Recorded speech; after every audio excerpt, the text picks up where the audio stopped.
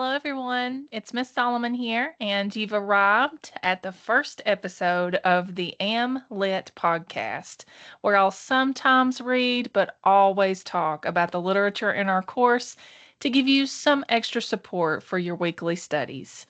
Here in the start, we're going to begin reading and interpreting the Navajo Creation Story. We'll move through it one section at a time because each introduces more important ideas about how the Navajo people understand creation, humanity, morality, and our relationship with nature. So, before we dig in, I'd like to point out that many textbooks classify creation stories as a whole, and even like this one, under the word mythology. While mythology is a useful academic category, it's important to remember that for many indigenous peoples, these stories are sacred histories that explain where the people came from, how the world works, and how humans should live in it. So, as we read, I encourage you to suspend the instinct to ask whether something is literally true. Literature, in the end, is the study of the human condition through letters, and it asks more of us than history does. The more integral question to ask ourselves to guide our discussion instead of this, is this literally true? um, we should instead ask, why does this culture tell the story this way?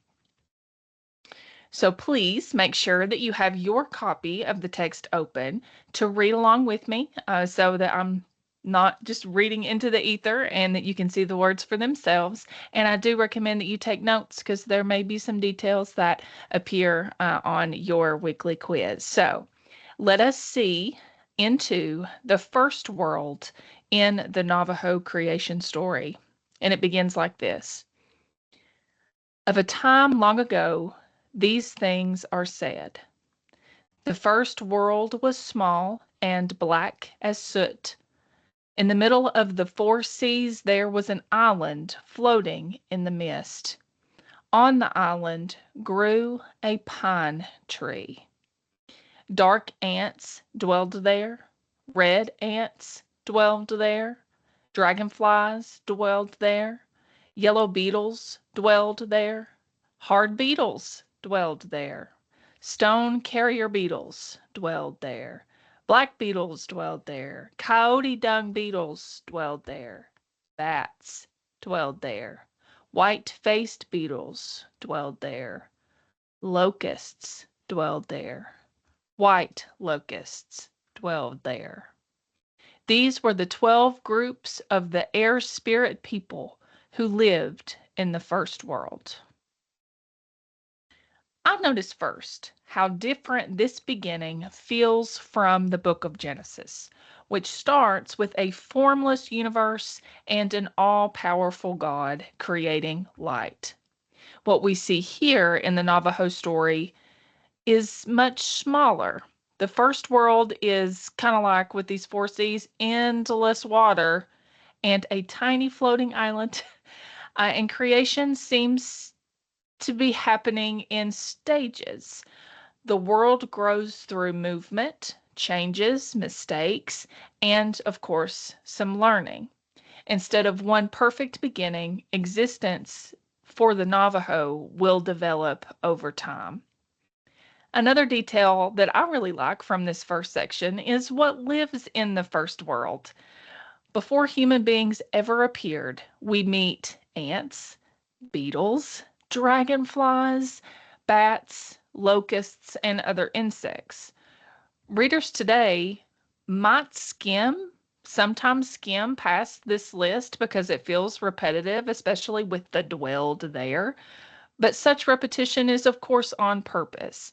These stories were spoken aloud for generations before they were ever written down, and repetition was a practical, mnemonic, and pacing device for a storyteller. Furthermore, listing each group carefully acknowledges each one's place within creation. Even the bugs matter. So, to the Navajo, humans are a part of creation and not rulers over it like we will see in many Western traditions. So let's continue in our reading of the first world in the Navajo creation story. Around the floating island were four seas. Each sea was ruled by a being. In the sea to the east dwelled Big Water Creature, the one who grabs things in the water. In the sea to the south lived the Blue Heron. In the sea to the west dwelled Frog. In the ocean to the north dwelled Winter Thunder. Here the world becomes more structured, with everything organized around the four directions: east, south, west, and north. For the Navajo, the directions carry spiritual meaning beyond their more obvious geographical markers. Directions represent balance, order, and harmony, and the number four will repeat over and over again. We'll see it a lot. There will be four sacred mountains in a future episode, four colors, four worlds, and the number four for the Navajo represents completeness and harmony. So, as literature students, when we notice a pattern, we should assume they're important, and that when we see the number four, hopefully it can be a sign to us that there is a balance some way struck, or we have some order, or we have reestablished some harmony in juxtaposition to some previous disharmony. It's also interesting that each sea has its own guardian. Instead of one being controlling everything, responsibility is shared. Nature itself possesses its own agency, where animals and natural forces are active participants in creation. And so, again, that's quite different from many of the European traditions where humans eventually dominate nature. So let's keep reading in the first world. Above each sea appeared a cloud. There was a black cloud, a white cloud, a blue cloud, and a yellow cloud. The black cloud contained the female spirit of life. The white cloud contained the male spirit of dawn. The black cloud and the white cloud came together in the east, and the wind from the clouds blew. From the breath of wind, first man was formed, and with him the white corn, perfect in shape, with kernels covering the whole ear. Sounds delicious. Crystal, symbol of the mind and clear seeing, was with him. Blue cloud and yellow cloud came together in the west, and a wind from the clouds blew. From the breath of wind, first woman was formed, and with her the yellow corn, perfect in shape, with kernels covering the whole ear. White shell and turquoise and yucca were there with her. Now we finally arrive at the creation of human beings, not from clay, not from dust, nor spoken commands. Humans are made of wind, breath, clouds, and movement. First man and first woman literally emerge from the elements, and breath becomes life. Though this isn't necessarily unique to only the Navajo, many cultures connect breath with soul. Even the English word spirit comes from Latin words related to breathing. And so across cultures, breath is going to be a central aspect of life. Another fascinating detail is that each person arrives with important gifts. First man comes with white corn and crystal.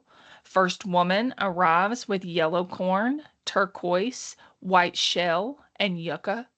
Each symbolizes something, of course, because why not? Corn becomes life and sustenance. Turquoise remains sacred even in the Navajo culture today. Crystal symbolizes clear thinking, as the text evidenced. Humans enter the world already connected to food, to wisdom, to beauty, and survival, all of which now become their responsibilities. So, for a moment, if you don't mind, juxtapose what you know of the creation story in Genesis with Adam and Eve, and this depiction of first man and first woman of the Navajo. The first woman is not created from the first man. She is created independently and possesses her own gifts. She's not made from the rib of first man like Eve was of Adam. The story begins with this lovely balance between the masculine and the feminine rather than the traditional hierarchies that we may experience today and in a lot of Western history. So let's continue in our reading through the first world, now that first man and first woman have been created. First man made a fire with his crystal. Its light was the mind's first awakening. First woman made a fire with her turquoise. They saw each other's light in the distance.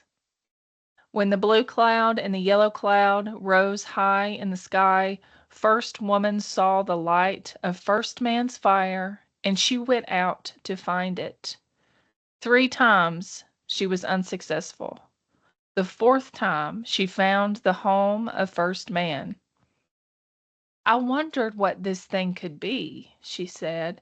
I saw you walking and wondered why you did not come, first man said. Why do you not come with your fire, and we will live together? First woman agreed to this. So instead of the man going to the woman, as is the custom now, the woman went to live with the man. I love this scene because it is so palpably human, both very vulnerable by themselves with their own lights from the gifts of the universe pretty much, and they see both of each other's fires from a distance, and they're curious. Curiosity, I think, is at the center of the human spirit. And first woman searches 3 times unsuccessfully before finding him on the 4th attempt. See, 4 again, insinuating completeness and balance from that 4th time. There's another cool cultural note to take here. The narrator actually explains that first woman moves into first man's home. Then we're told, quote, so instead of the man going to the woman, as is the custom now, that's pretty cool. This is a wonderful reminder that stories evolve alongside cultures. The narrator acknowledges that customs have changed over time. And it's interesting, I think, that this creation story is still speaking to the present community and isn't frozen in the past, which may imply some room for how we evolve, given that this entire creation story is one evolution after another. All right, let's return to our reading of the first world again, where we get to meet. Everything seems so pretty right now, but what we're about to read is going to create some chaos. So here we go. Another person, Great Coyote, was formed in the water. He told first man and first woman that he had been hatched from an egg and knew all that was under the water and all that was in the skies. First man believed him. Then a second coyote, first angry, appeared. He said to the 3, you believe that you were the first persons? You are mistaken. I was living when you were formed.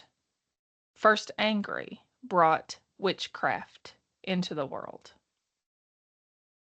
So the story, as I kind of clued you to a moment ago, it's going to change dramatically here. Until this point, creation has been super orderly and peaceful, and with the coyotes comes conflict. Great Coyote immediately introduces some uncertainty because he claims this special knowledge that the first people don't have. And first man believes the Great Coyote, but whether he's telling the truth is probably besides the point. The point is that appearances can deceive, and knowledge, especially if someone claims to have it in this grand and glorious way, should probably be questioned. Then comes first angry. This guy is going to cause a lot of trouble. Spoiler alert.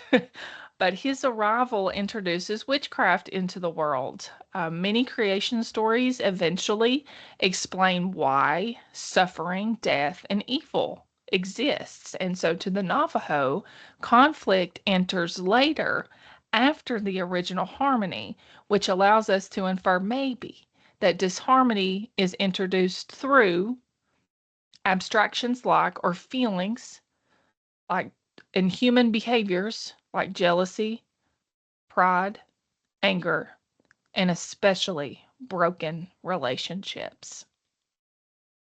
And so now we've arrived at the final paragraph of the first world section of the Navajo creation story. Follow along with me. The air spirit people became jealous of one another and began to fight. The rulers of the four seas, blue heron, frog, white thunder, and big water creature, could stand it no more, and told the beings of the island that they must all leave this world. Some climbed and some flew until they came to an opening in the sky. They crawled through it into the second world. And so the first world ends because relationships fall apart. Jealousy spreads, fighting begins, and balance disappears. All this to say, harmony and peace. Chew on that a minute. Harmony and peace. If this story is to teach us anything, or this section so far, is that harmony and peace are not the same. Harmony occurs because of the right relationships and connections with one another, nature, and the spiritual world. Once harmony disappears, the first world can no longer continue and the inhabitants must move on. That pattern of living, becoming, and then becoming unbalanced and moving into a new world will repeat throughout this creation story. So each world is going to teach us another lesson about what it means to live well. So, as we continue in our next episode into the second world, I encourage you to keep asking yourself a few questions in search of some answers, I hope. Why does this culture tell the story this way? What values seem most important? How are humans related to animals and nature? And perhaps most importantly, what causes harmony to break?